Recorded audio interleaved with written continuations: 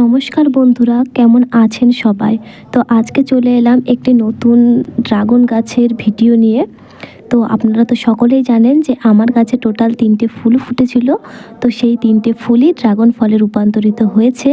তার মধ্যে 2টো ফল পুরো পেকে লাল হয়ে গেছে, আর একটি ফল এখনও পর্যন্ত পুরোপুরিভাবে পাকেনি। তো যে 2টি ফল পেকে গেছে, তো সেই 2টি ফল আজকে তুলে নেব।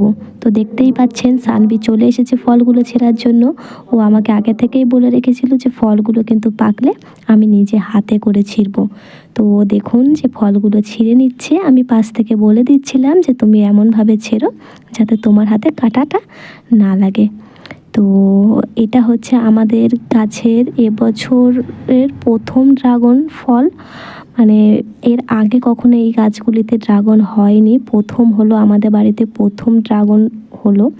তো দেখুন ও এক এক করে ফল দুটোকে ছিঁড়ে নিল। তো দেখতেই পাচ্ছেন আপনারা যে ফল দুটির সাইজ কিন্তু বেশ বড় বড়, সুন্দর দেখতে হয়েছে, সাইজগুলো বেশ ভালো। এবার আমরা ফলগুলিকে কেটে নেব, কেটে নিয়ে দেখব যে ভেতর থেকে ফলগুলি কেমন। যেহেতু এর আগে কখনো আমরা এই গাছের ড্রাগন খাইনি, তো এর আগে বাজার থেকে কিনে ড্রাগন ফল খেয়েছি, তো সেগুলো অতটাও মিষ্টি ছিল না, একবারই কিনে খেয়েছিলাম। তো দেখুন ড্রাগন ফলের ভিতরটা কতটা অসাধারণ কালার। তো এইবার এর মাঝখান থেকে একটি ফাল করে নেব। ফাল করে নিই, চলুন। এবার ফাল করে নিয়ে একটু ছাড়িয়ে নেব। ছাড়িয়ে নিয়ে যে বাইরের যে মোটা খোসাটা আছে সেটা আলতো করে একটু হাত দিয়ে চেপে এরমভাবে ছাড়িয়ে নিলাম। দেখুন খুব সহজেই উঠে আসলো। এবার সানবি খেয়ে বলবে যে ফলটা কেমন খেতে। তো আপনারা ওর মুখ দেখেই বুঝতে পারছেন যে ফলটা খেতে কতটা সুন্দর হয়েছে। আমিও খেয়েছিলাম, সত্যিই ফল দুটো বাজারের কেনা ফলের থেকে অনেক বেশি ভালো ছিল। নমস্কার বন্ধুরা, কেমন আছেন সবাই?